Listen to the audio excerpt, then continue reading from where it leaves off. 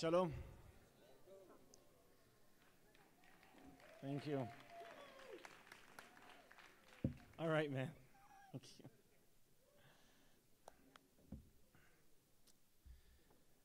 How's Jerusalem? It's hot? It's nice. Come on, it's nice. These hours are very nice in Jerusalem.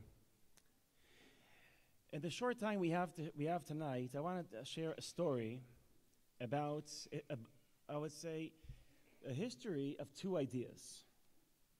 One idea that, just to make things easy, will attach to Theodor Herzl. Other people had similar ideas, but Herzl will be the icon of this idea. Another idea, a second idea, will relate to Rabbi Abraham Isaac Kook. Other people said similar things, but throughout the years he became the champion of this idea.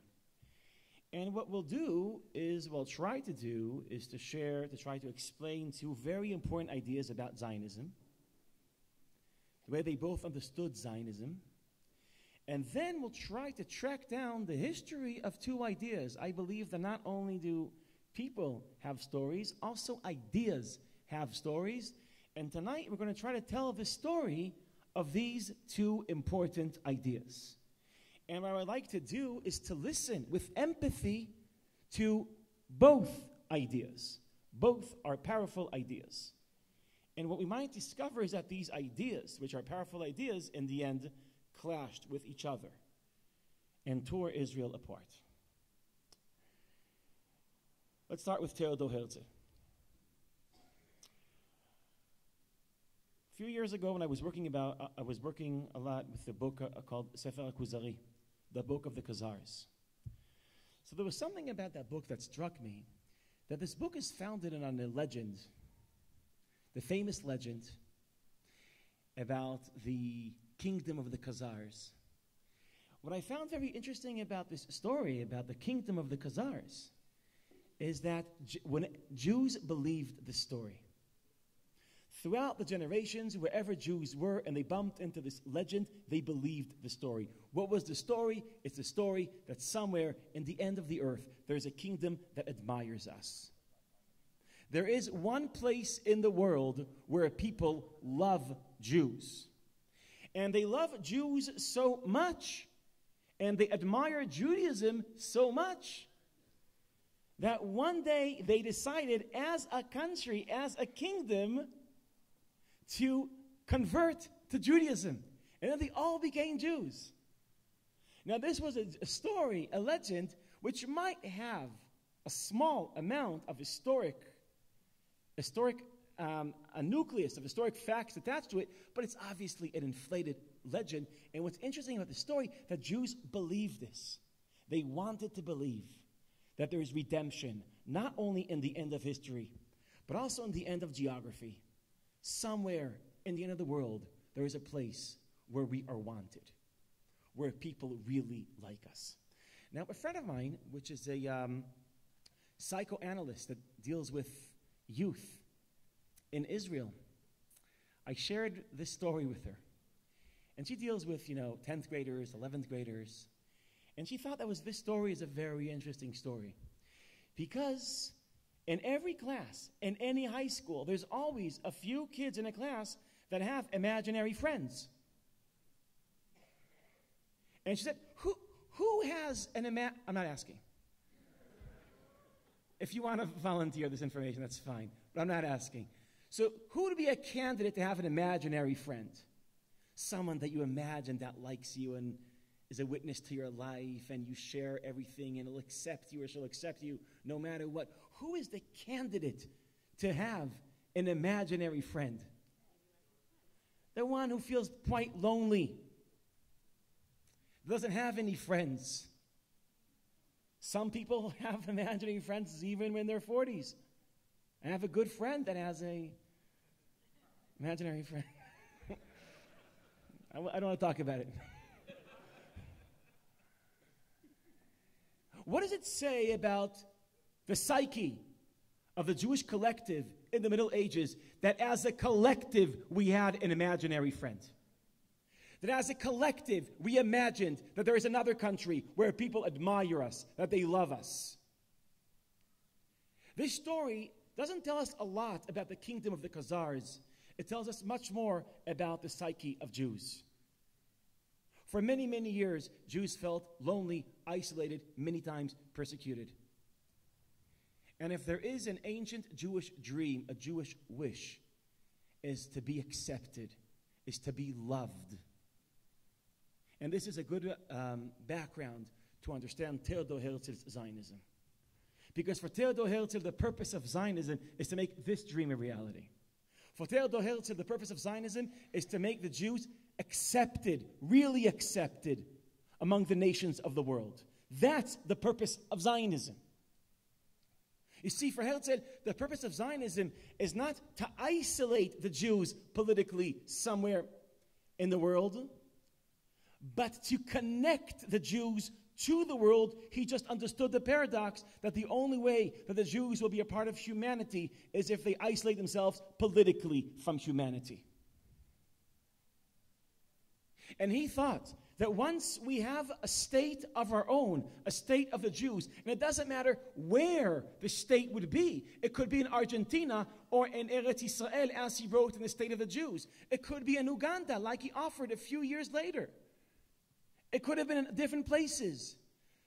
The geography doesn't matter. It's the politics that mattered. And why is that?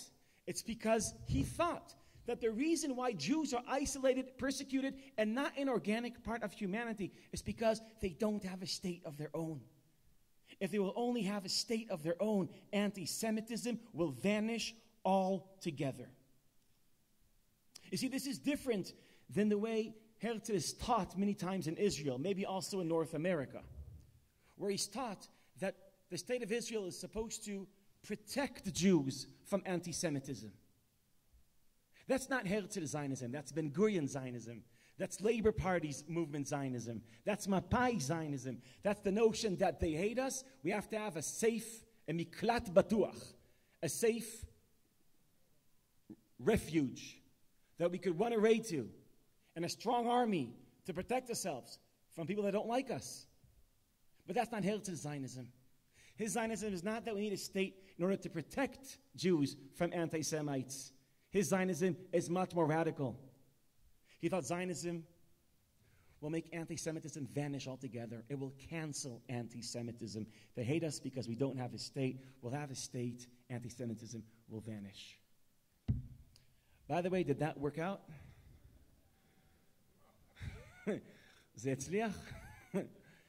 Okay, so we're a little bit laughing and smiling on the expense of Theodor Herzl, but that's fine. He's used to it. That's fine. Because it's very, today, many times when anti-Semitism erupts around the world, many times it has something to do with something that happened in Israel. So poor Herzl, he said that they hate us because we don't have a state. Today it seems like many times they hate us because we have a state. But in 1896, it's very easy to measure and criticize theories in hindsight. But in 1896, this made a lot of sense. You see, according to the dominant theory of European philosophers of the 19th century, humanity is a family. It's a mishpocha. The family of nations, brotherhood of nations. It's not politically correct today. Sisterhood of nations, okay? But in the 19th century, that's how they saw it. A family of nations. And if humanity is a family of nations, in order to be a part of humanity, you have to experience yourself as a nation. And here's the catch of Jews according to the analysis of Theodor Herzl. Jews are a nation that are not organized as a nation. And that is why. Because they are a nation, emancipation fails. Because they are a nation, so they'll never be really accepted as citizens in European nation states. Because they're a nation. But because they're not organized politically as a nation, so they're not accepted in the family of nations. Zionism was created, according to Herzl, to change that. We will have a state of our own. and an awareness, a national awareness, and national solidarity, and organized politically as a nation. And when we will be organized as a nation, we will be a part of the family of nations, which means, as someone put it, Zionism will end the galut. It will end the exile. Not the galut from Eretz Israel, the galut from humanity. The conflict between Jews and non-Jews, b'nei Yehudi ve'ha'adam, that conflict will end. That is the purpose of Zionism. Finally, to make the Jews an organic part of humanity.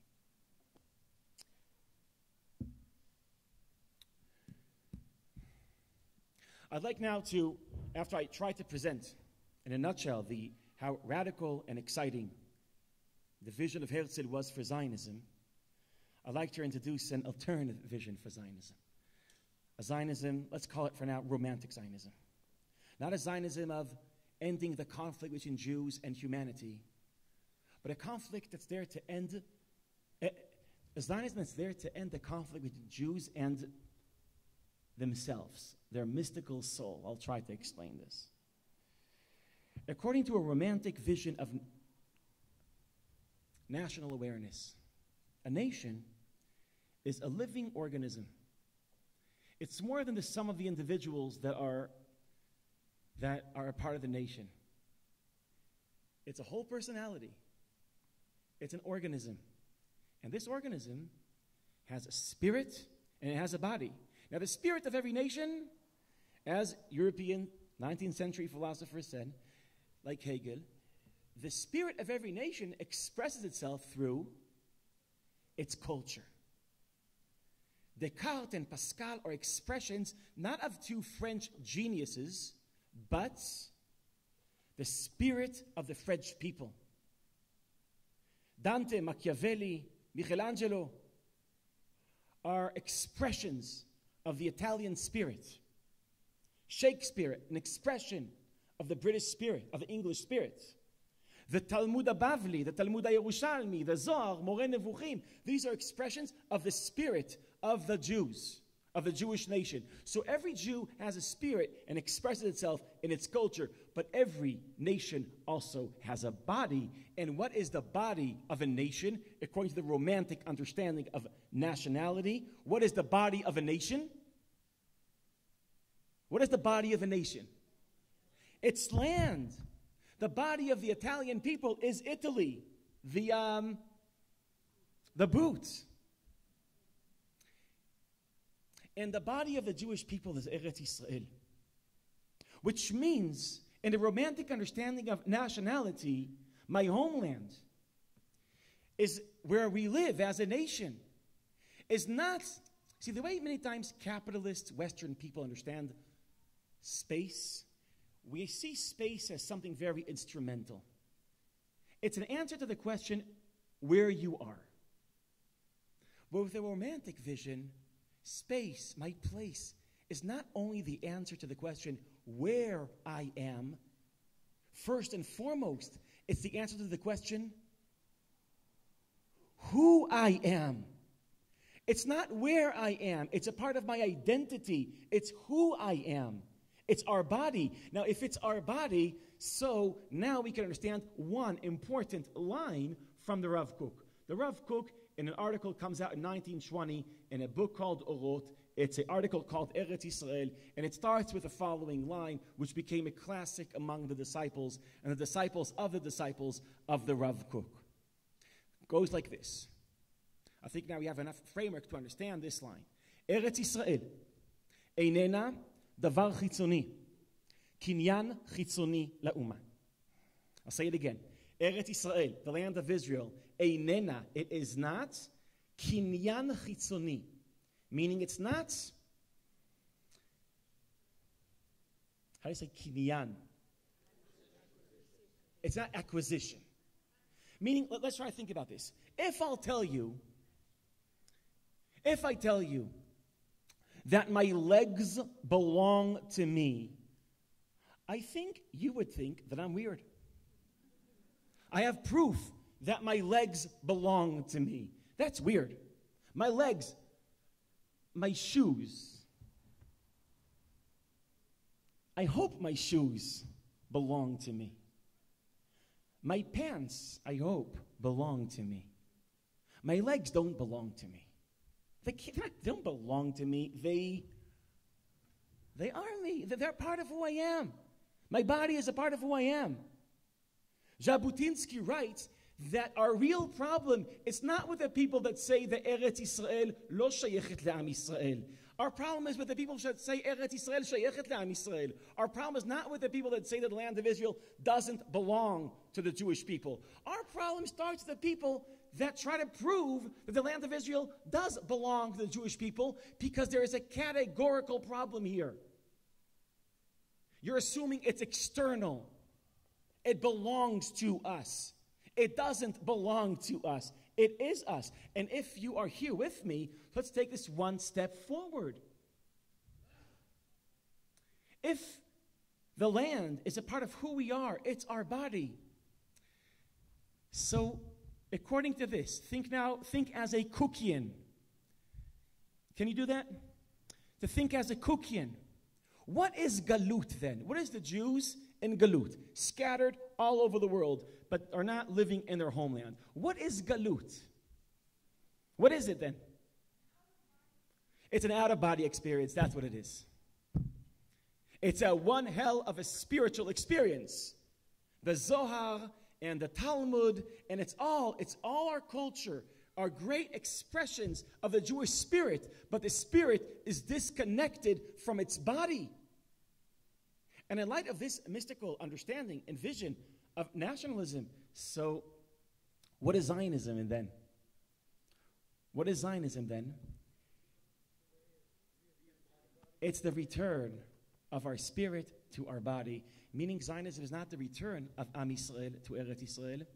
It's the return of the spirit of the Am to the body of the Am. It's the Am, it's the nation returning to itself. So for Herzl, Zionism is about connecting the Jewish people to humanity. For Rav Kook, Zionism is about connecting the Jewish people to their body, to themselves. Now, for the Rav Kook, this has a lot of meaning, because once it calls it Tchiyat Ummah. Imagine, this is what Tchiyat HaMetim is, right? When a ghost, when a spirit, which is out of the body, returns to its body, bang, it's Tchiyat HaMetim. That's what Zionism is. The nation awakens again. And when this nation awakens, according to the Rav Kook, prophecy comes back, redemption comes back. Redemption doesn't come back. It pushes redemption forward. It's a big deal. I want to emphasize this Zionism a little bit more.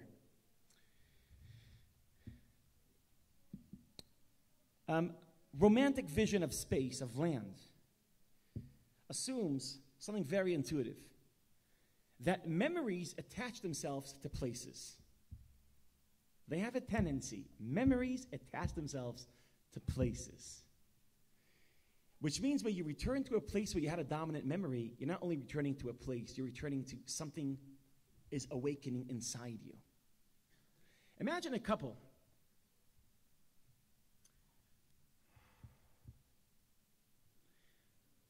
that when they started going out, they had a great moment. Maybe they kissed for the first time. I'm too aware that this is all being... I won't go into details, okay, because my girls might watch this one day. Okay, so imagine, like the first, like something happens in a bench, in a park, in a town where they were hanging out in those days. And eventually, they get married, and 40 years into their marriage, again, I'll try to be subtle here, some of that passion throughout the 40 years, what happened to that passion? I'm not saying it always happens, but many times, for me, everything's okay. Of course. But many times throughout the years, how do you say nishchak? is that there's erosion of, and then after 40 years, the couple wants to awaken the romance and the passion, and then someone has idea, let's go back to where it all began. And they go back to that town, and they have a sense of deja vu and excitement, and they go back to that park, and finally they go back to the bench, and they sit in the bench, and the bench actually has a magical effect. The memories awaken and emotions awaken, and they enjoy 3 days of great emotions, and then, anyway,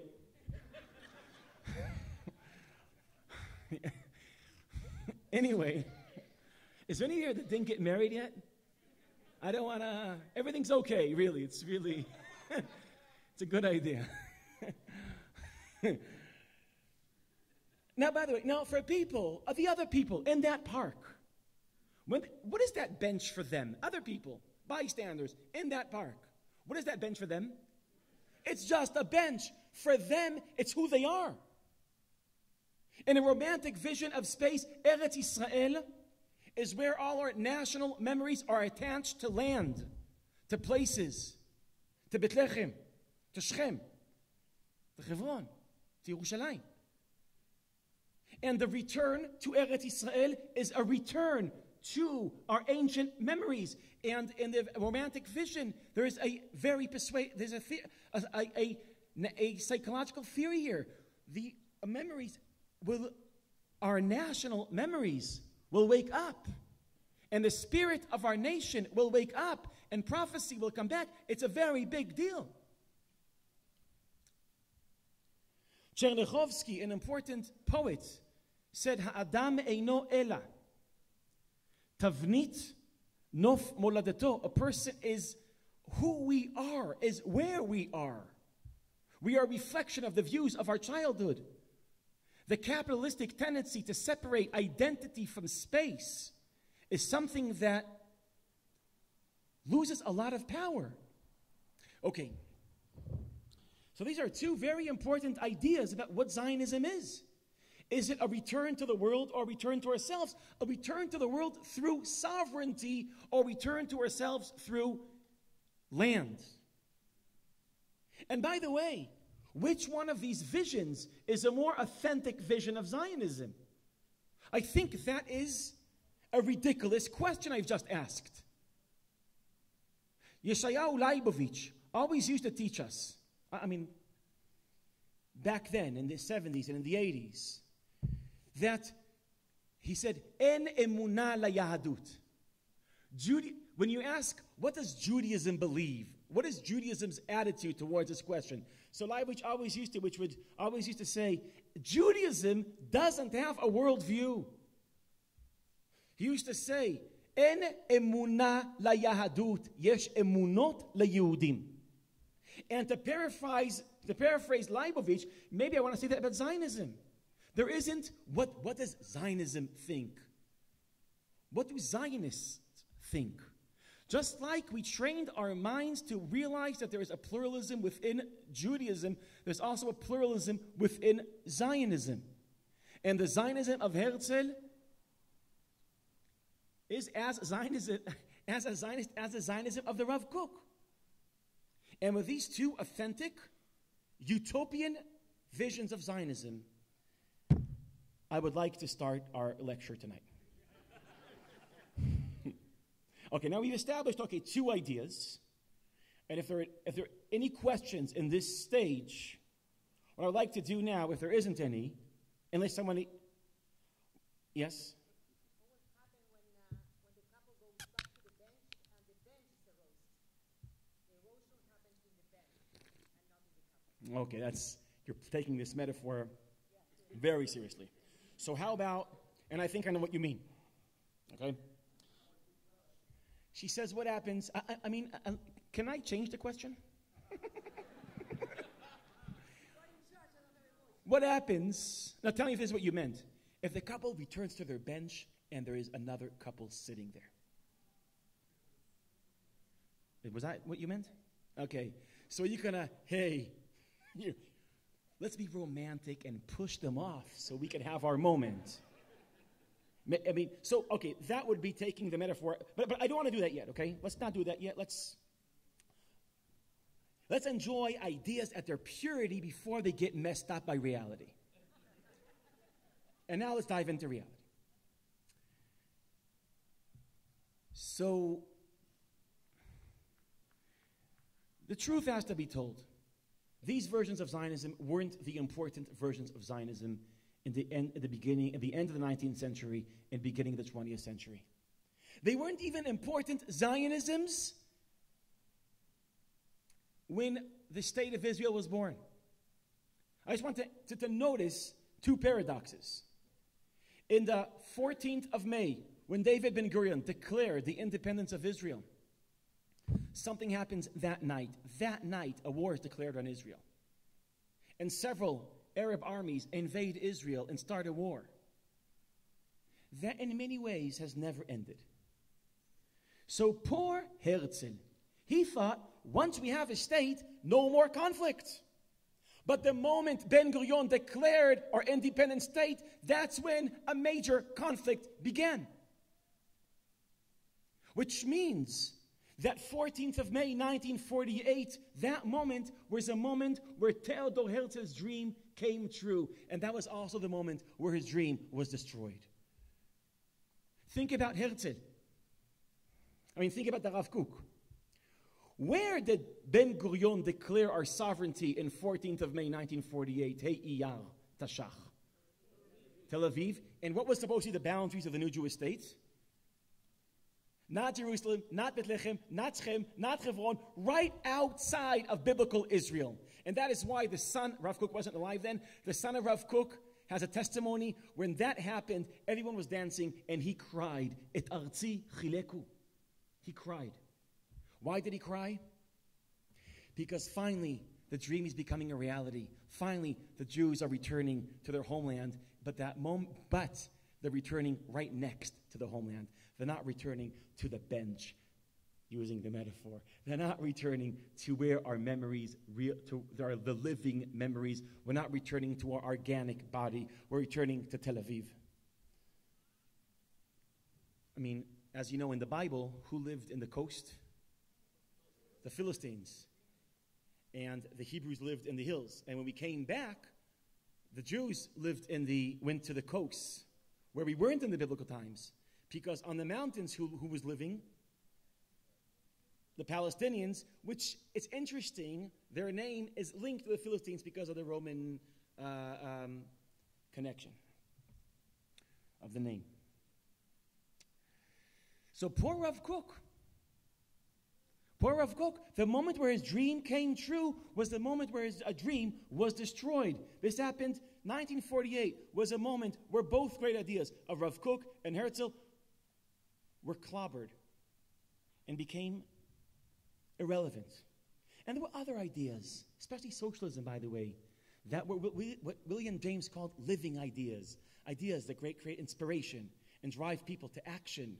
Socialism, other versions of Zionism were alive. These Zionisms were in the periphery of history. But like Friedrich Hegel noticed, great ideas have a tendency not to die, but to wait. And both of these ideas were waiting. They were waiting for their moment. And their moment came. Their moment came. When? After 6 days of war. In a metaphor that became an important metaphor in Israel, in the 7th day of the war.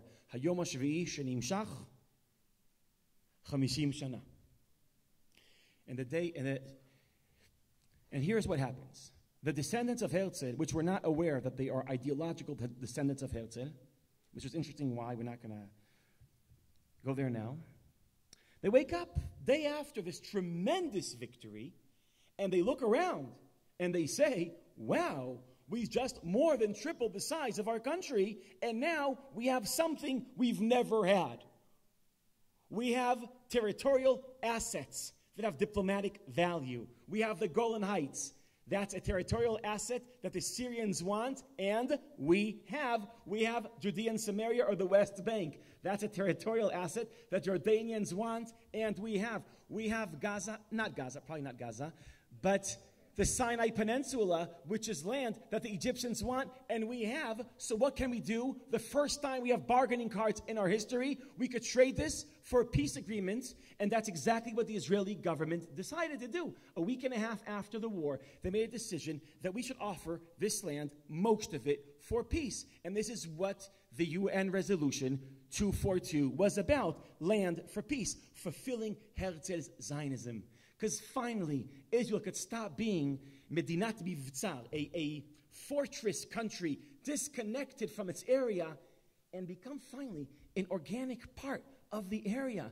And when we will become an organic part of the Middle East, the Europeans will really accept us. And the conflict between the Jews and humanity will really end. And Herzl's Zionism will become a reality. So the Six-Day War was Herzl's great moment. But you see, the thing is, Herzl's disciples were not the only one that woke up the day after and realized that this is their moment. Rav Kook's disciples, and they were very aware that they're his disciples, woke up the morning after, looked around, and said, "Oh my God." Literally. Here's Shem. Here's Bethlehem. Here's Hebron. Here it is. Here's our homeland. Here it is. The great vision of Zionism could be a reality. All we have to do is reach out and touch it and settle it. You see, these two ideas wake up the day after. It's not really the day after. It took a few years. But metaphorically, the day after the war, they wake up because the disagreement between these two ideas turns into a disagreement of how do we leverage the victory? Do we leverage it to trade the land for peace or to settle the land? And both had an exciting utopian vision. Let me explain how Rav Tzvi Yehuda, the son of the Rav Kook, understood his vision. The son of the Rav Kook understood the vision the following. The Six-Day War was a war which was the victory was dramatic, and it was experienced by many Israelis and North American Jews, and not only Jews around the world. I know there's Jews also not in North America. I know that. It was experienced as a miracle in biblical dimensions. But not only was it a miracle, and also, 6 days, yeah? How biblical is that? Israel was created all over again in 6 days of war. But not only was it a miracle in biblical dimensions, it returned us to biblical land. The Bible is back. God is back. And the way Rav Tzvi Yehuda, the son of the Rav Kook, did, he showed that ancient prophecies in the Bible spoke about this moment. And Hosea, Amos, Yeshayahu, Yirmiyahu, Yechezkel, they spoke about this moment. And if you compare biblical prophecies to the contemporary reality, you realize it's way too similar. Which means that if all the prophecies till now became a reality, we could induce from here that what? The next prophecies will also become a reality. The Rav Tzvi Yehuda says, after the 6-day war, we're not be'atchalta de geula, which means the beginning of redemption. We are be'emtsaita de geula. We are in the middle of redemption. This is it. Now think about it. If now you're putting a trailer on a mountaintop in the Samaria, and you're living in this narrative, so what are you really doing? What are you really doing? If you're locating a trailer in a Samaria, what are you really doing? In the Israelis say, Baseret shebo ata chai. In the narrative, in the story that you are locating yourself in. What are you doing? You're not just putting a trailer on a. What are you really doing? You are fulfilling an ancient prophecy, and by doing that, you're giving momentum to all the prophecies for them to come true. meaning you're bringing the Messiah. You see, when a Chabadnik tries to put tefillin on you in an airport, I'm sure some of you experience that. Okay, all the time, I'm sure. That's your experience. So, or to light candles, take candles, light candles. Shabbos, like, why is he doing that? Or she doing that? Why are they doing that? Because they think, but by doing that, you're pushing the Mashiach. You see, for the disciples of Rav Tzvi Yehuda, every mitzvah is important, but only one mitzvah has redemptive effect. And that is settling the West Bank. That is a mitzvah that by performing it, you are pushing the divine messianic plan forward. That is the settler's equivalent of putting tefillin or encouraging you to light candles of Chabad.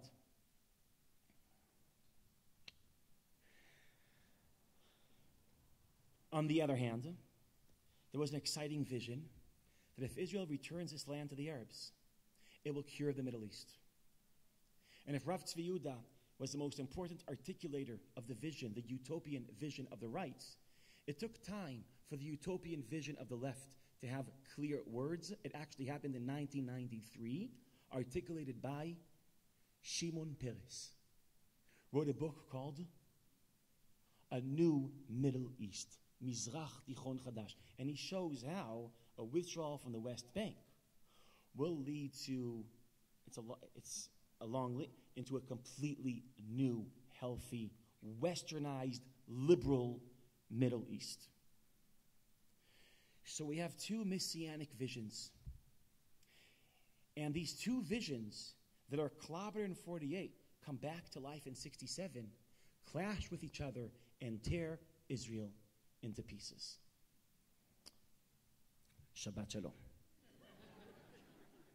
I always wanted to end a sermon on that kind of a note. And we're all screwed. Shabbat Shalom. Come on, you don't have that fantasy as rabbis. Just to give it to them once.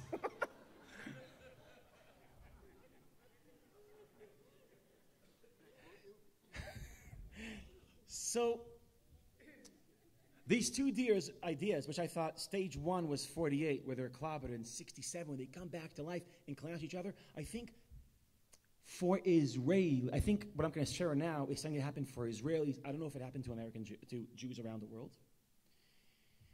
The third stage of this story that I'm trying to tell, the story of two ideas, two maybe messianic ideas. In different versions, Yaakov Talmon writes that many times there's a secularization of the messianic idea, but the messianic power is there. That gives you a clear, exciting vision of a future where problems vanish. That is a messianic vision. Yaakov Talmon is an Israeli important historian. So, stage 3 of this story, I wanted to take, it's an insight that I heard once from Yossi Klein Halevi. Did Yossi teach you guys in this? Did he speak to you about 2 intifadas?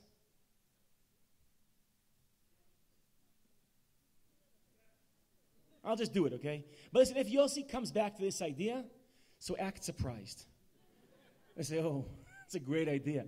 It's the first time you've heard it. I'll try to. So I think it's a very important idea. What was the effect of 2 intifadas on the psyche of Israelis? Now, the first intifada, what the first intifada did, it forced Israelis to go, many Israelis, not all Israelis, to go through a process that Max Weber called disenchantment from the land of Israel, from the romantic vision of the West Bank. And because the first intifada breaks out, and the symbol of the first intifada is Palestinian children throwing stones, and suddenly Israeli citizens are recruited to Biluim, to their reserve duty, and they serve 30, 40, sometimes 50 days if they're officers. And what are they doing? They're patrolling the towns of Kalkilia and Tulkarim. And they're chasing kids, throwing rocks. And they were traumatized, and they come back and they ask serious questions. We signed up to protect our nation, not to control another nation, a different nation. We wanted to be soldiers, not policemen, not cops. And suddenly, when Israelis are now face to face with occupation, they realize that sure, of course, this land has our national memories planted in this land, but on this land, another nation is living. And that whole romantic vision starts to shatter. My experience, and I was kind of like in the very, very end of the first Intifada, where in a city called Tulkarem. You know where Tulkarem is? It's like the northwest part of Samaria. And our job was to stop, Palestinians back then, they were not allowed to wave a flag or to write with graffiti on the wall, because they might write something provocative. So I remember we're driving in a Jeep, and we're in a Jeep, and with us there's this, it's an important part of the story. A guy from Montreal, he was a college grad, he was 24, and we were 19. So he had perspective. Perspective because of age, and perspective because he wasn't from here. And suddenly, we see a little Palestinian boy, he was probably like 7 or 8, holding a spray can, you say? A spray can. And my commander realized that this is a serious threat to our national security. So we have to dismantle the threat. We have to do that. That's what we signed up for. So he has this great plan because he's so creative, and he says, okay, the kid is going to go into this little street, and right before he starts, spraying, so we're going to hide like in the corner. He's going to come in with a Jeep, and the kid will run away, and we'll catch him. And we thought it was a great plan, and we were very excited. And we had it all thought out. It was kind of like the raid on Entebbe. It was a very heroic moment. And the amazing thing was, it worked. He came in with the Jeep, and the kid ran away, and we caught him, and we took the spray away from him. And my commander asked him, who gave it to you? And he even gave him the source. And we did our thing, and we go back. That's all that happened. That's all that happened. We go into our Jeep, we run away, we drive away, and then the guy from Montreal says, what the hell are we doing here? And when he said that, it was a sobering moment. We were all like, yeah, what the hell are we doing here? And you see, that was a national moment. What the hell are we doing here? The numbers are very clear. In the beginning of the first Intifada, 20% of Israelis were for the establishment of an independent Palestinian state. Towards the end of the first Intifada, between 60 and 70% of the Israelis are for the establishment of an independent Palestinian state. That's what I call a disenchantment of the romantic vision of the West Bank. That's what you realize that bench might have our memories, but someone else is sitting there. And he becomes visible in the first Intifada. So if the first Intifada was a blow for the romantic vision of the land of Israel, and I have to emphasize something, not all Israelis, that vision was taken for them in the first Intifada, but most of them. This happened to most of them. Now, if the first Intifada was a blow for the Israeli romantic vision of land, the second Intifada was a fatal blow to the mythology of peace. And the reason why the notion of peace was clobbered in the second Intifada wasn't only because it was very violent. And it was very violent. The symbol of the first Intifada is a Palestinian child with a rock or with a spray paint, in my case. The symbol of the second Intifada is not the Palestinian with the rock. It's a suicide bomb. And buses here were exploding. And by the way, I didn't know these numbers. I forgot these numbers. You know how many Israelis died in all these explosions of buses and malls? over 1,100 Israelis were murdered in all the. This was a massive attack in our homes, in our streets, in our towns. And terrorism works. Because what terrorism does, terrorism is not about killing 1,000 people. It's about terrorizing all the millions of people. Terrorism is a psychological violence, and it's great, and it works because physically you injure a few, and psychologically you injure everyone else. And it works. And Israelis were terrorized. I got married in 2002, and my family's all American, and no one came to the wedding. I'm not complaining. I'm just saying. I'm just saying that we danced alone. No, we didn't dance alone. It was nice. It was nice. All I'm saying is, of course they didn't come. I won't ask who came in the heroic times. But remember, you remember those days, right? It was scary here. It really was scary. It really was scary. But you see, that's not the reason why the Second Intifada was such a fatal blow for people who believed in peace. It's not because it was so violent. It was because of the timing of the Second Intifada. Now I'm going to go into something that there's many narratives of what really happened. Since I'm not sharing the history of facts, the history of ideas, it doesn't matter what really happened in Camp David. It only matters how most Israelis experienced what happened in Camp David. So I'm going to share what many people call the Orthodox narrative shared by Dennis Ross, Bill Clinton, Ehud Barak. There's other narratives. I'm giving this trigger warning because sometimes people, okay, I don't want to go into what really happened in Camp David. Because for the story I'm sharing now, what's important is how Israelis experience what happened. The Second Intifada breaks out 2 months after Camp David. What happens in Camp David, according to the classic narrative, Ehud Barak offers Yasser Arafat. What does he offer Arafat? All Gaza, almost all the West Bank, parting Jerusalem, and a compromise on Temple Mount. Bill Clinton reacts. He couldn't believe it.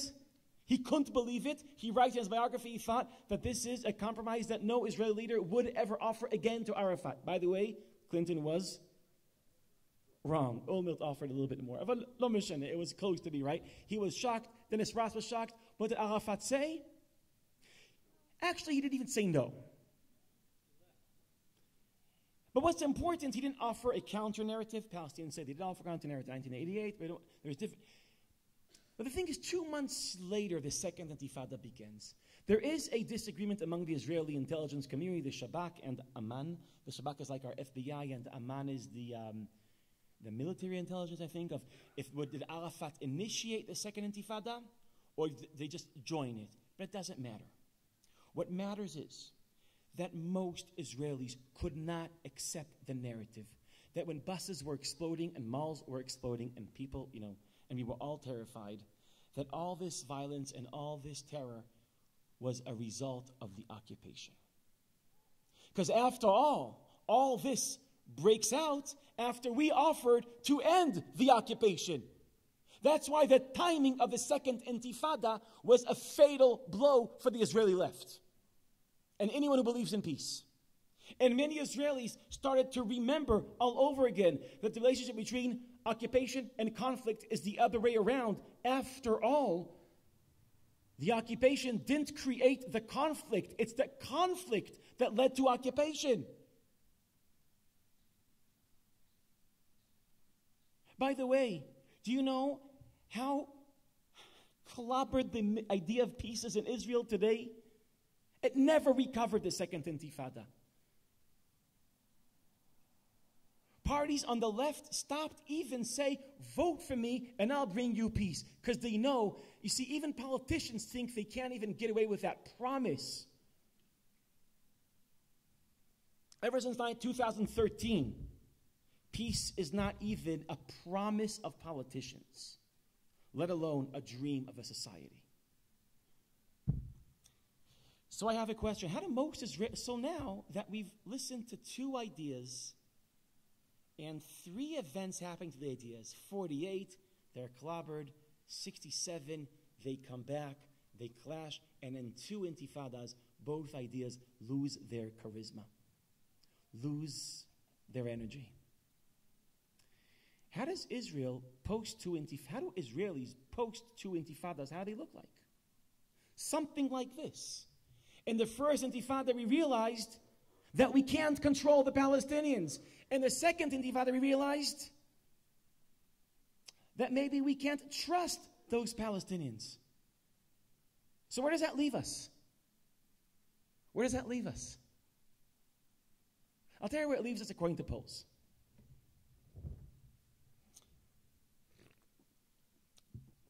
I'm going to say two statements. First statement, if we stay in the West Bank, Israel has no future. Because if we stay in the West Bank, three things are going to happen. We're going to collapse ethically, we'll be isolated diplomatically, and for many Israelis, worst of all, we'll lose demographically. We will not be able to define ourselves as the nation state of the Jewish people, because we won't have a massive majority anymore. So if we stay in the West Bank, we can't define ourselves anymore. It's the end of Zionism. Okay, here's a second statement. Now, most Israelis agree with what I just said. And there are so many polls. Israelis are very polled people. Is that English? They're polarized, but they're also a lot of everyone. Okay. Now, here's another statement. If Israel leaves the West Bank, so Israel will lose its ability to protect itself by itself, and will have a very hard time to protect itself. Now, let me just say something about this argument. This is the right-wing security argument, and it also has an evolution. I don't know if I'm taking too much time for this. I'll go into this just a little bit. It used to be the classic argument, security argument of the right, used to look like this. If there'll be a Palestinian state in the West Bank, that state will threaten Israel. In a surprise attack, they'll attack Israel, and where it's over. Why? There'll be a strong state, we'll have allies with different Arab countries, they'll arm this state, will attack Israel, and from the borders of 67, we can't protect ourselves. How do we know? When they surprise attacked us in 73, how many kilometers did they conquer of Israel before we blocked them? 16, 17, 18 kilometers. If they'll reproduce that from the Green Line, where would they be after 18 kilometers? In the Mediterranean. So we can't have a Palestinian state because we can't survive a surprise attack. And any national security strategy that can't survive a surprise is not a stable national security. As someone put it, any national security strategy that assumes that there won't be any surprises, let's put it this way, doesn't hear the paradox and the notion that we don't expect any surprises. Did you hear the paradox here? The whole point of a surprise, that you don't expect it. If we would expect it, it wouldn't have been a surprise. So that's the classic right-wing security argument. It doesn't seem like a very persuasive argument today. The notion that Palestine will have a strong army and allies with Iraq and Syria, that doesn't seem like anyone looking at the West Bank like this would be a country that could attack Israel. But the more advanced and more persuasive security argument of the right is different. It's a new argument and extremely persuasive. And the last person to put it forward in a persuasive way was Dafka Henry Kissinger in an interview he did to Jeffrey Goldberg, the Atlantic magazine. He says like this: the Arab Spring is like an earthquake, shakes everything. And when the land shakes, any building that's not stable collapses. And then we realized that the Middle East nothing is stable, because very ancient societies, what we considered stable societies, collapsed. Syria, Iraq, Libya, Tunisia, they collapsed.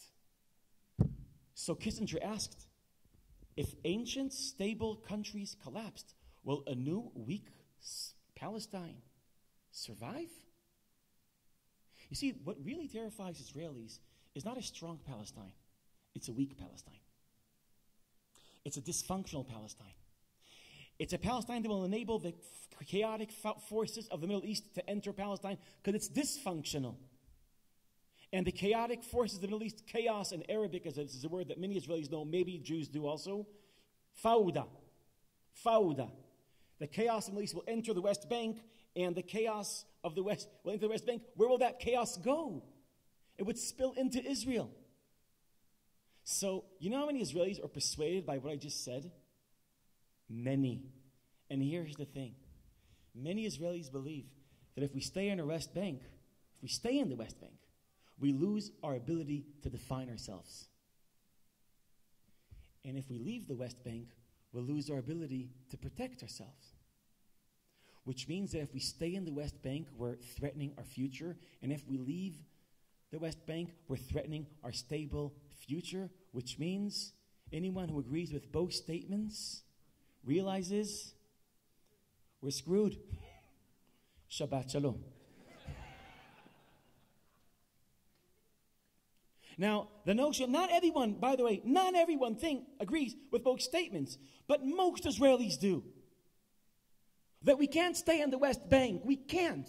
And we can't leave the West Bank. We can't. So what's the solution?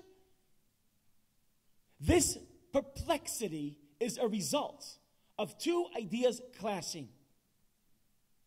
I want you to understand this perplexity again. If we think about this perplexity and we analyze the history of these two ideas in light of this perplexity, so it looks like this. In the late 60s, 70s, 80s, 90s, the Israeli political conversation was driven by two great dreams. And both the right and Israeli left has changed, has transformed. Where the Israeli right, and there's something you should know, most of the Israeli right doesn't believe that if we settle the West Bank, that brings the Mashiach. They don't believe that anymore. Some do, of course, but most of them don't. There is an Israeli right-wing settler newspaper called Makor Rishon. I read this every week. You will not find the rhetoric of redemption. It's not a living idea anymore.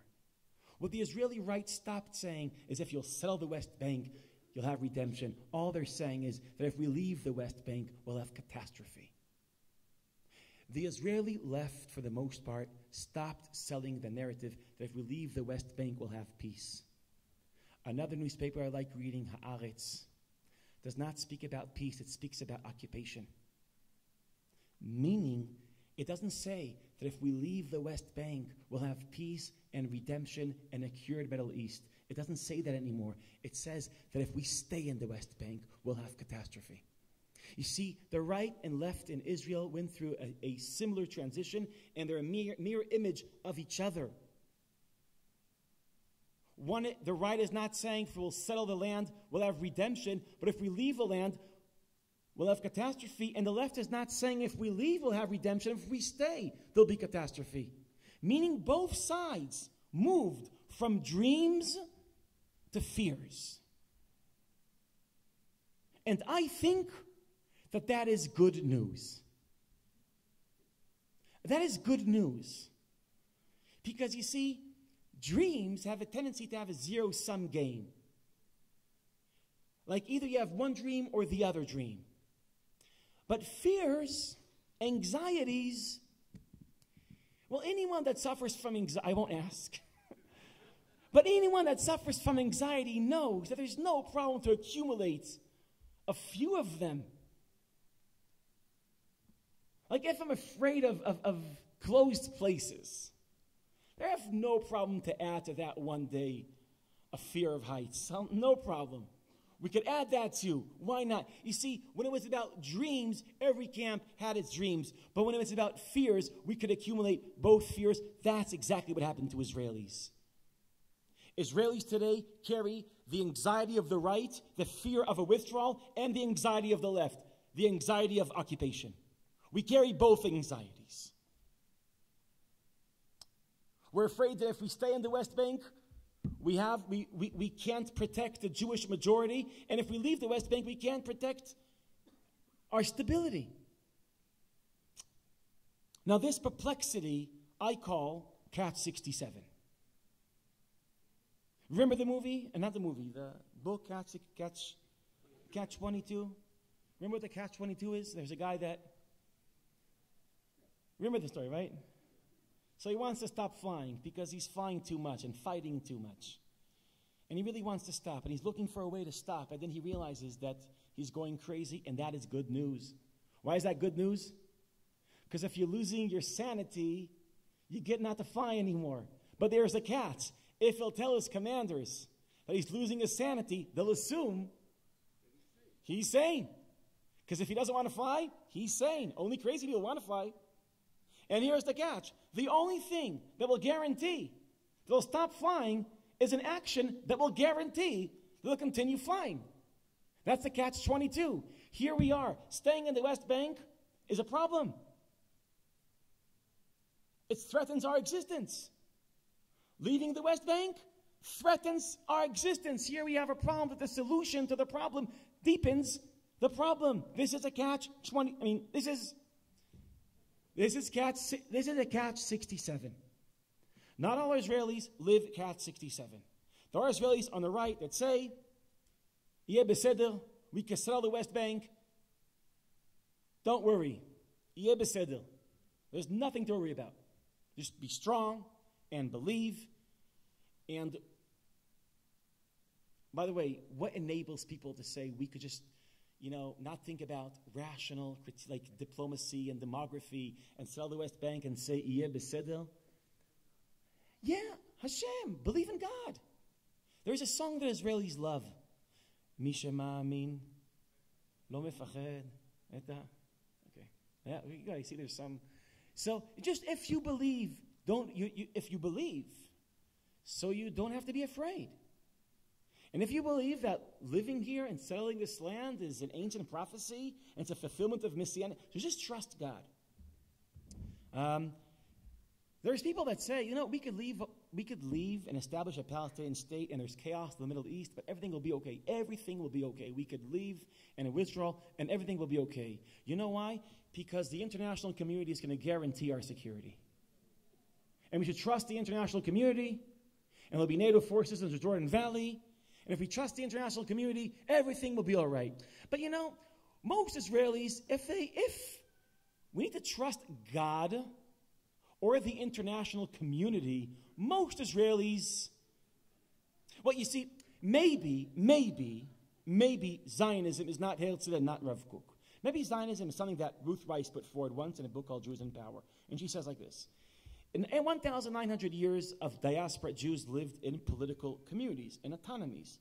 They had the ability to tax themselves and maybe to punish themselves through the cherem. They had political sovereignty, micro-political sovereignty. There's one thing they didn't have. What didn't they have? They didn't have army. They didn't have the ability to protect themselves. So what was their defense mechanisms? So they had two defense mechanisms, she writes. One, you pray to God. You say Tehillim, you do the mitzvot, you pray to God, and God will protect you. A second thing, we could get the government to protect us from the masses that want to do a program every now and then. So we have to satisfy them. Yeah, politics of corridors. I'm translating from Hebrew. Does that make sense? Politika shel mizdronot. Is that a word? Politics of corridors? No. Okay, but you know what I mean. Yeah. So you know what I mean. So, but by the way, did this work? Did God always protect us? Sometimes and sometimes not? Did the government protect us? Sometimes not. And maybe Zionism is not Herzl, not Rav Kook, but just Jews learning a double pragmatic lesson from history. We can't trust God. We can't, by the way, it's two G's. What are the two G's you can't trust? God and government. That's being polite. Goy. You can't, the two G's you can't trust. And if you can't trust these, so you can only rely on yourself. And if you're in a political situation where the only way you have a future is if you trust God or the international community, that's not where Israelis want to be. And that's why we're in a deep catch 67. How did Israelis react to catch 67? Well, the interesting thing is, it reacted in an interesting way. In my reading, is that catch 67, understanding that we're really perplexed, and we can't stay, we can't leave. What do we do? So this is what Israelis did. They went to the roads and they started fighting for social justice. Summer 2011 was another moment in the history of Israeli ideas. Ha'am doresh tzedek chevrati. What is ha'am dorech tzedek chevrati? This is a very interesting moment in the history of Israeli activism and ideas. It used to be, and this is an insight I learned from Moshe Halbertal. So Halbertal said, it used to be that you ask an Israelis, how come you don't have a constitution?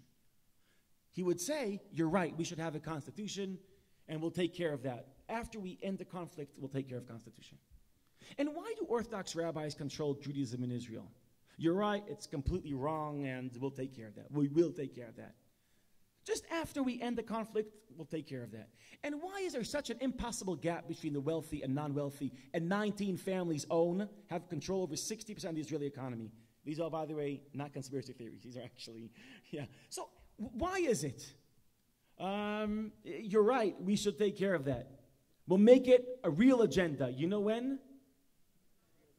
Day after we solve the conflict. And as a result, the conflict was holding all other issues and problems as hostages. The conflict had a monopoly over political Israeli passion.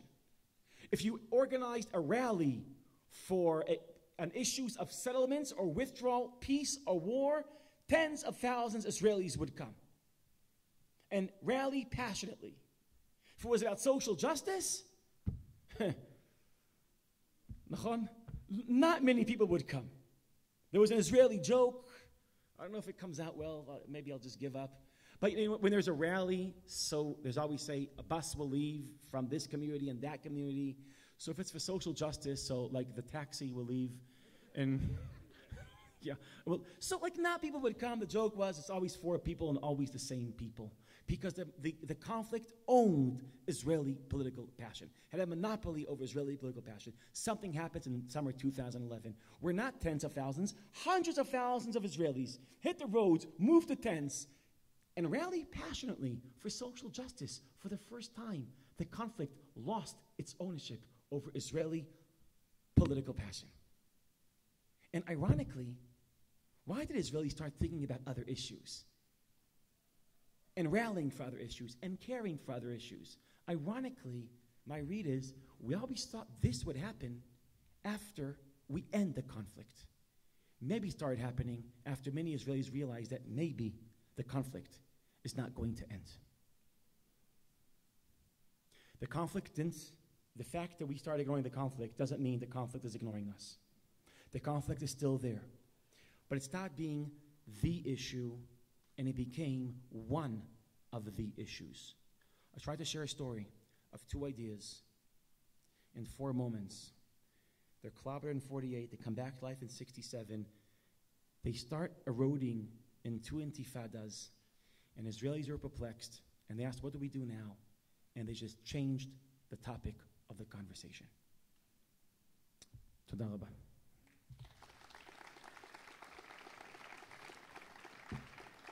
Okay, so I'm sure we still have time.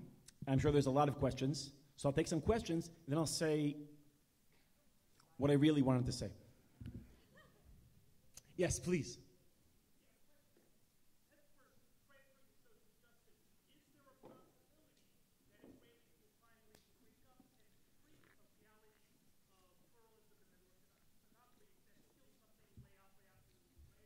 Yes. So this is a very important question. Let me try to lay out in political terms the problem. Here's a political enigma. Most Israelis think that the relationship between synagogue and state is distorted. Most Israelis don't want to separate synagogue from state, but to reorganize and cure the relationship between synagogue and state. There should be much less legislation and much more education. Most Israelis will agree on that. Most Israelis, listen, the notion that Judaism is owned by Orthodox rabbis or ultra-Orthodox rabbis, Israelis don't really like that idea. If there's one mitzvah from Pirkei Avot that Israelis are machmir about is snai et harabbanut. That's where even secular Israelis are Haredi. So you ask, how is it that Israelis, the snai et harabbanut Israelis, are willing that the Rabbanut will control all the issues? Why is that? And ironically, it's not ultra-Orthodox rabbis control Judaism in Israel, not because Israelis are so religious. It's because they're not. It's because they're not. It's because they're indifferent to these issues. Ironically, the more Jewish-inspired Israelis will be, the more Orthodox rabbis will lose their control. And this means, hopefully, and I hope so too, that in the future we will find that social awareness will also be religious awareness. Which means, let me just say this in summer 2011, people hit the roads out of a sense that it's not fair that a small group of families control the economy. How do the Israelis call that group of families? How do we call them? The tycoons, the tycoons. You're saying there's also another level of unfairness. It's not only there's a small economic minority that controls the economy, there's a small cultural minority that controls the Judaism. So in summer of 2011, Israelis hit the road and said, we want the economy back. I hope one day in the summer of 2021, Israelis will hit the road will say, we want Judaism back. That's a rally worth fighting for. So and I think slowly but surely, it's not going to happen in 1 year, in 2 years.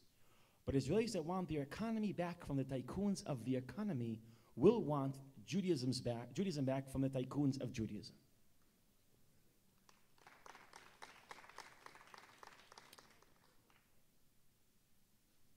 Yes?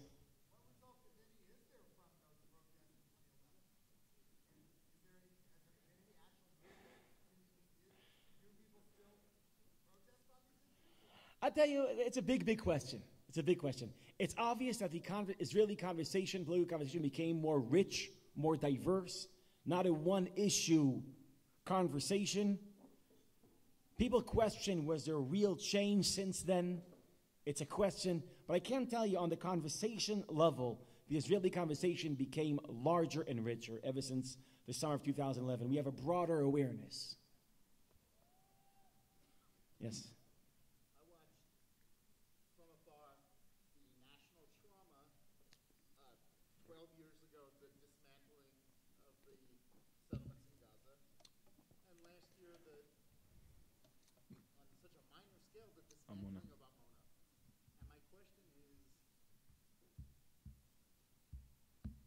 when push comes to shove, God forbid, is it ever possible that these two ideas, one could take up arms against the other and have a civil war? He's saying the clash of these two ideas, could it become a violent clash? Well, first of all, 1995 was a very violent moment. Our prime minister was assassinated partially as a result of the violent spark by the clash of these two ideas. Can it turn into civil war? You're talking to someone that's very optimistic. I don't think so. But some of my colleagues and friends think so. So hope that I'm right and they're wrong. And it's okay, I'm right and they're wrong. Yes? Yeah.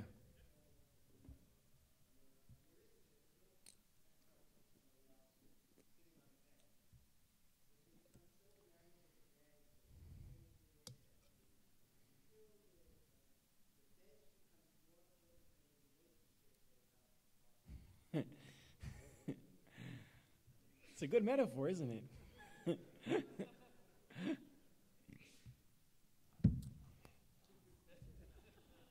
No, this is always the question of Avodah Zarah. Where in the famous Midrash of Reb Meir Simcha Midvinsk, in the Meshech Chochmah, maybe some of you are acquainted with this great Midrash of Reb Meir Simcha. He asks, when Moshe Rabbeinu comes back down from Mount Sinai, why does he break the tablets? And his answer is, he sees the people worshiping the Egel.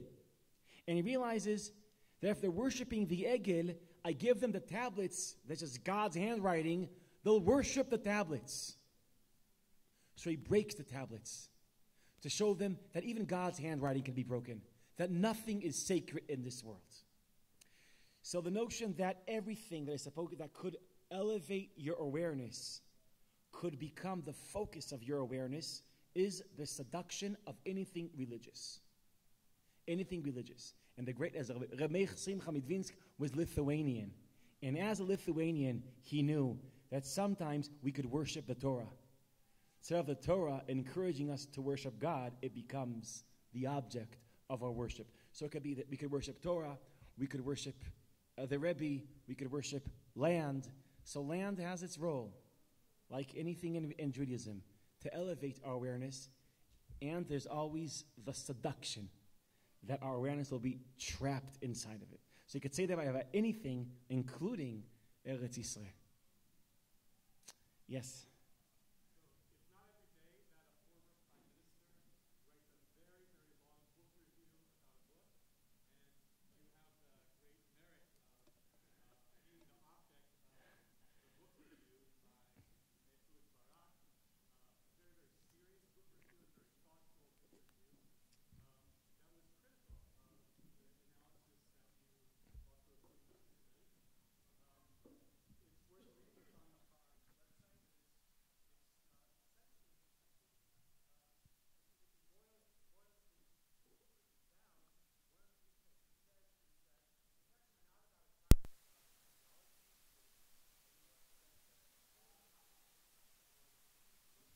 But rather, it's more the ability of the Israeli public to listen to the security experts and the intelligence experts.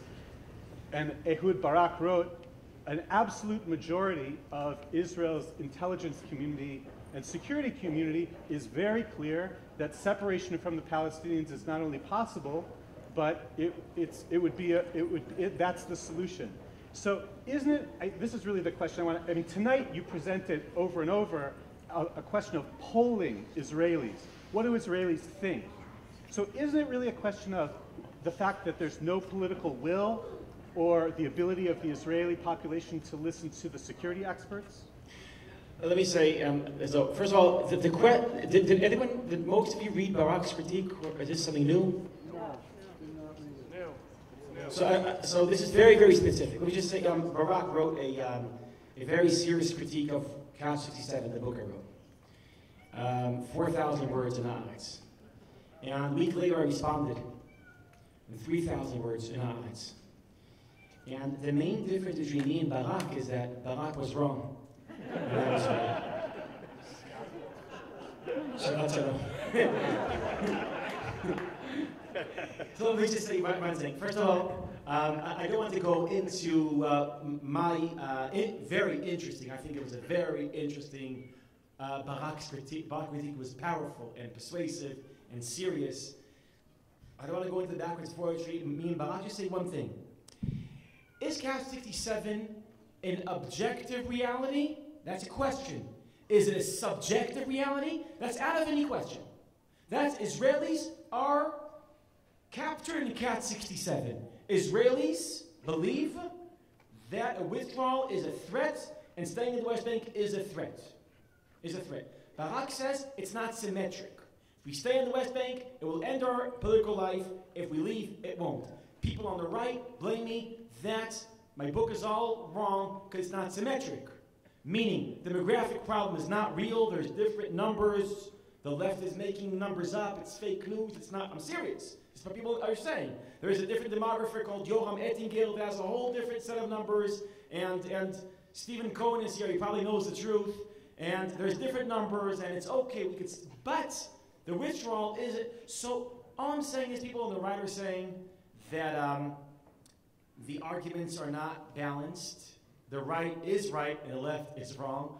People on the left are saying their arguments are not balanced. My book was an attempt to listen to all arguments with empathy. And my main problem with Ehud Barak, and my assumption is that you dive into an argument as loaded as this argument, we have to assume everyone got something right. No one got everything right. My attempt was to listen who got what right and to put it together and present it to Israelis. And the sad thing that happened is some of the reactions to my book was that Chagai Segal, which is the chief editor of Makor Rishon, a right-wing Israeli magazine, in his opening article he said, be careful of this book, it's a left-wing book disguised as just an objective book. Why is it a left-wing book? Because he takes the left-wing argument so seriously. Ehud Barak in his critique says that his only explanation why I would take the right-wing argument so seriously is because I must be a closet right-winger.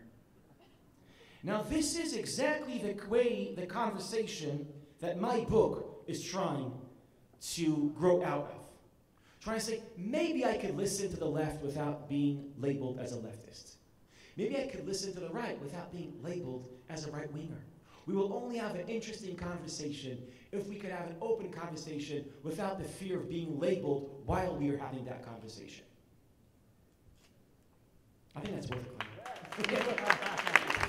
I want to say something regarding this. Here's a question no one asked yet. Is there a way out of Cat 67? Does anyone ask that question? Is there a cat? Oh, thank you for asking. So we have 7 minutes left. So let me just use the 7 minutes to think about, is there a way out of Cat 67, okay? Bezedo? So I know there were many, many more questions, but let me just use the last 7 minutes. It's 9:24, 6 minutes, okay? What is it? What I'd like to propose is 3 paradigm shifts in order to frame a conversation that we could somehow escape Cat 67. First paradigm shift, are we willing to overcome the 2 great dreams? The dream of redemption through settlements, the dream of peace through withdrawal. Are we willing to really accept the fact, give up the romantic vision of the bench, give up the notion that we can build settlements wherever we want, that by touching the land, we're touching the mystical memory of the land, to give up that vision and to give up the vision, the Herzlian vision, that the prime purpose of Zionism is to harmonize the relationship between Jews and humanity. If we're willing to give up both, are we willing to give up both dreams? If we are, maybe there is room now for step number 2. Step number 2 is to completely expect a lot less from what a solution looks like. And what is to expect less? I'd like to give the following example. Let's say someone is sick, chas v'shalom, and the doctors say, listen, this person is sick, the disease is fatal, it's going to die, and you can't cure the disease. It's uncurable. Now, God forbid, the fact that someone has a fatal disease that you can't cure doesn't mean that there isn't room for medical intervention. Anyone here remembers in the 80s when we heard that Magic Johnson had AIDS, was HIV positive? And we thought, because we were in the 80s, what does that mean? This is it. But then through so much intervention, he didn't cure you from AIDS. But what happened through intervention is that intervention turned a fatal disease into a chronic disease, into a chronic condition. Cat 67 assumes that the conflict might end Zionism as we know it, end Israel as we know it. If we can't protect ourselves or can't define ourselves, that's in different versions the end of Israel as we know it. It's a fatal problem. Now, the fact that we can't solve the problem doesn't mean that there's no political intervention. What I'm trying to argue is that there is a false dichotomy out there. Either end the conflict or manage the conflict. Meaning status quo. It's a false dichotomy. The fact that we can't end the conflict doesn't mean that there isn't a lot that we can do this. No. And what would be the best political intervention? The intervention that would turn a fatal problem into a chronic problem. And it's all the difference in the world. A fatal disease will end your life. A chronic disease will always be a part of your life. The conflict now threatens to end Zionism. Can we do something that won't end it, but change its status so it will always be a part of our political life?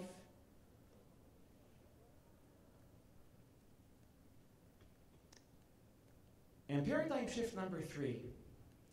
Are we willing to think about, see, how do we think about politics, especially when it comes to the eastern border of the state of Israel? So let's think about, I think, how do we think when we think about religion? So let's say in the middle of Yom Kippur, you get very thirsty, and you decide to cheat, and with no one he sees, you drink this whole bottle. Halachically speaking, is there a difference if you drink this whole bottle, or you drink this whole bottle and Diet Coke with ice, and a plate of a salad and French fries and fish? Is there a difference halachically speaking? There is no difference between. I mean, why not? Why? What? Yeah, shavarta. You broke the fast. It's broken. That's it. It's broken. You see, now that notion of a dichotomy, that either you're fasting or you're not fasting, that's how we think when we think about religion. Because religion likes dichotomies. There's pure and impure. Asur, heter, tum'ah, tehara, kodesh, chol. Havdalah is a celebration of dichotomies. But think about the way we think about art. If I tell you that there's a, on the way here I was listening to Evyatar Banai.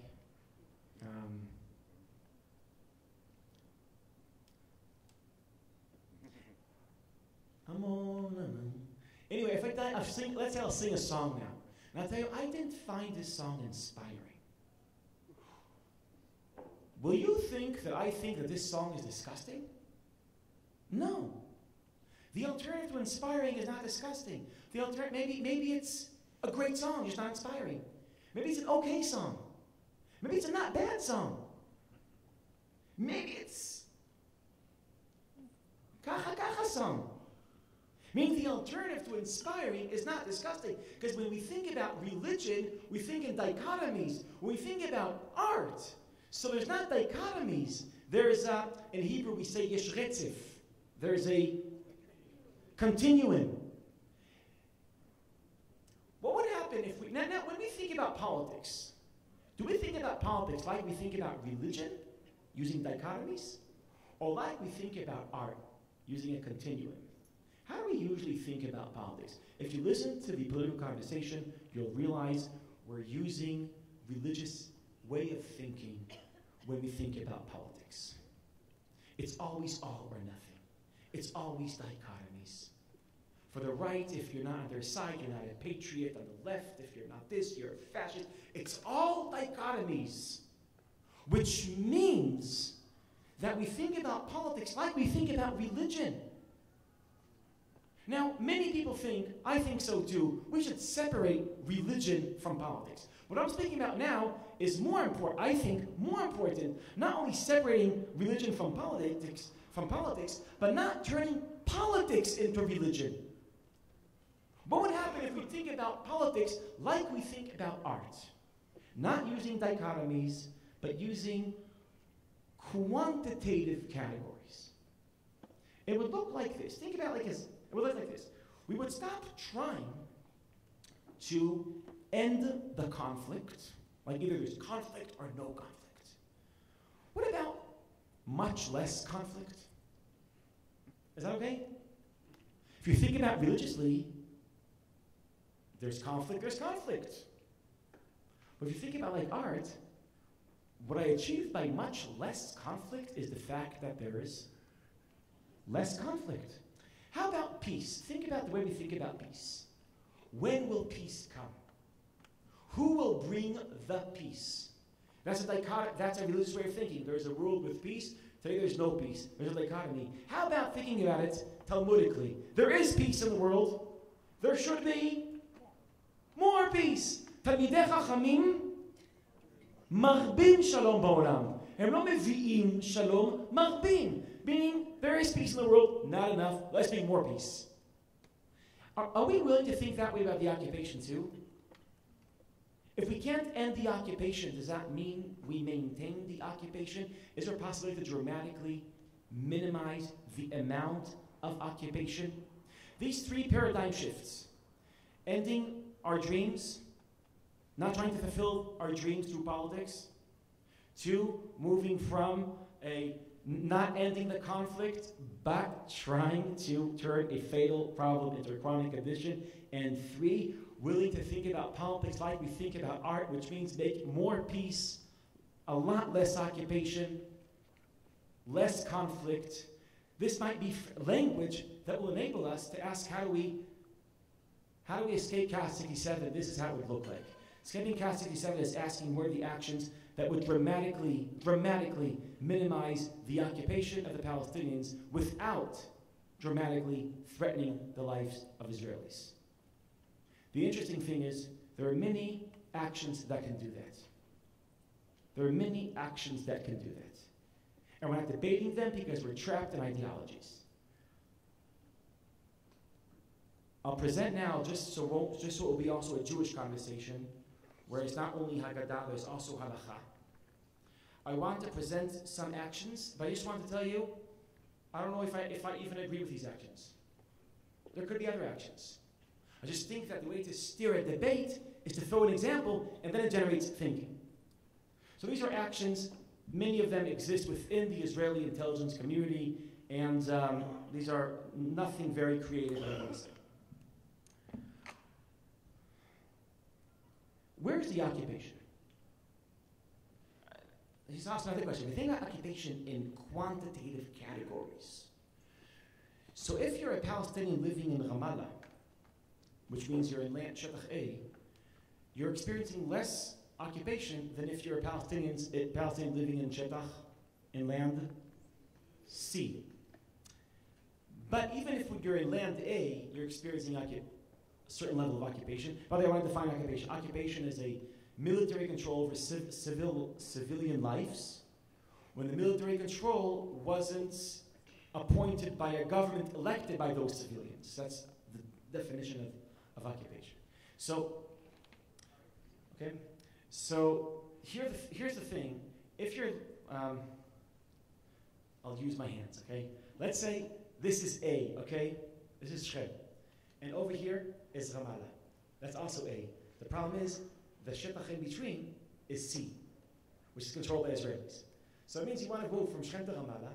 In Shem, you're independent. In Ramallah, you're independent. There's only one problem. To get from Shem to Ramallah, you have to go on a road which is controlled, is C. It's controlled by Israelis, which means occupation. Okay? So, and since A is not continuous, it's there's C in between. So even when they have autonomy, since they don't have, they can't. So the roads are not controlled by them. So here's I just want to lay out 5 ideas, which the importance of the ideas are that they dramatically minimize the amount of occupation without threatening lives of Israelis. I just want you to know that it's not that there might be a way out of Cat 67 if we're willing to give up peace and give up ending conflict and giving up all the religious way of thinking about politics. 1, Israel can hand over. This is a question of numbers. At least 20% of C to turn B into A, and to give at least 20% of C to that block of A and B. Are you following me? Do you know enough? No. Forget the word B just to make life easier. We can move C into expand the land of the Palestinian Authority. And so they could expand and live much better lives, and that we can do without risking the life of one Israeli. 2, even if we can't, even after that, there will be parts of A which are not connected to each other. So we have to go through a massive road building, which would include kvishim, like tunnels and bridges and different kinds of roads, and those roads would be controlled by Palestinian sovereignty, which means, I'll say the word now in Hebrew, Shal'af she'en retzef territoriali, yesh retzef tnu'ati. Let me try to translate this. Even if there is not territorial continuity, there is a transportation continuity, which means you could move any point in the Palestinian entity without going through any checkposts, because any road you drive on is Palestinian sovereignty. So what happens when an Israeli road bumps in? So there have to be that would create problems that we can manage. 3, this is something that I hope you know. Do you know that the municipal part of Jerusalem, the municipal Jerusalem is a lot larger, the municipal boundaries of Jerusalem are a lot larger than the historic boundaries of Jerusalem? Much more. You know what that means? The fact that the municipal borders of Jerusalem are much larger than the historic borders of Jerusalem. It means even if you give Palestinians neighborhoods in Jerusalem, you did not part Jerusalem. It would have extreme symbolic value to move some neighborhoods from East Jerusalem to this new Palestinian entity, and you can do that without triggering civil war. It's not historic Jerusalem, unless someone has a very interesting vision of sacred land. And I'm a student of Jewish philosophy, and I've never heard this form of sacred land, that what makes land sacred is bureaucracy. Is the bureaucrats in the of Nir Barkat in the municipality of Jerusalem, they're the ones creating sacred. It's not the events that happened on the bench. It's 50 years ago, people drew a map, and that turned into sacred. I don't know any vision. That's why Jerusalem is a lot larger today than historic Jerusalem. That's why even if you give parts of Jerusalem, you're not parting Jerusalem. We're not talking about a peace agreement. We are talking about dramatically increasing the symbolic value of the Palestinian new entity. 4, there has to be a, how does he call it?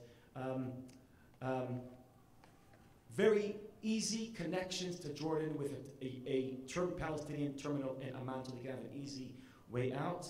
And 5, completely freeze all settlements beyond the settlement blocks. After these 5 actions, all these 5 actions, the sum of them, and there's more actions, what happens in the end of these actions? These are all very local actions. The sum of these actions take the Palestinian Authority, increase its power, its sovereignty, its independence, minimize occupation, and not the life of one Israeli is threatened, including to the most conservative Israeli generals. So you ask, hey, it's not a zero-sum game.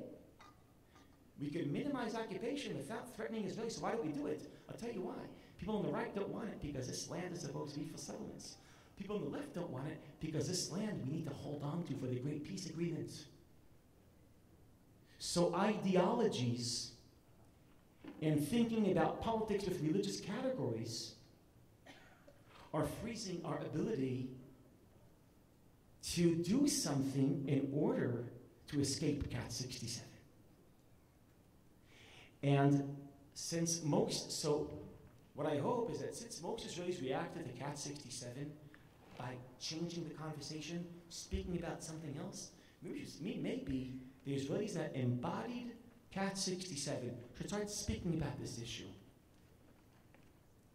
Maybe a centrist in Israel shouldn't be, we don't care about this issue, but we have a moderate, not religious, not ideological understanding of this issue. And finally, I realize I'm out of time. I realize it's 9:41. I'm sorry for taking 11 minutes of your night. Maybe you were planning to do something very exciting tonight. There's a bench somewhere. I'm sure there's a bench somewhere. There's tourism from all over the world coming to Israel. Modi just came. And people from all over the world are astonished by how creative Israelis are. And there's new types of tourism coming to Israel. They don't go to the Kotel, they go to Intel, they go to see Israeli creativity. Israelis are so creative. There's only one issue where we're not creative: the conflict. Here, we're not creative. And the paradox is that we're not creative about the issue that we care about most. And by the way, it's not really a paradox. Because we care about it, we're not creative about it. It's so loaded, we're not creative. We need to liberate our conversation. We have to come up with new ideas. We should ask not what's redemptive, but what works. We should have a conversation where we don't label each other for having a view. We just ask, does it work? Does it not work? And imagine a vision where people will start coming to Israel, not only to notice and to witness technological creativity. What would happen if one day they'll come to Israel to witness political creativity? But for that to happen, I think we should liberate politics from religious thinking, liberate politics from ideologies. And the good news is these ideologies are clashing. Herzl's Zionism is not a living Zionism anymore. Rav Kook's Zionism is not a living Zionism anymore. And even though they're not living, we're still trapped in them. So I hope these thoughts were interesting for you tonight. Shabbat Shalom.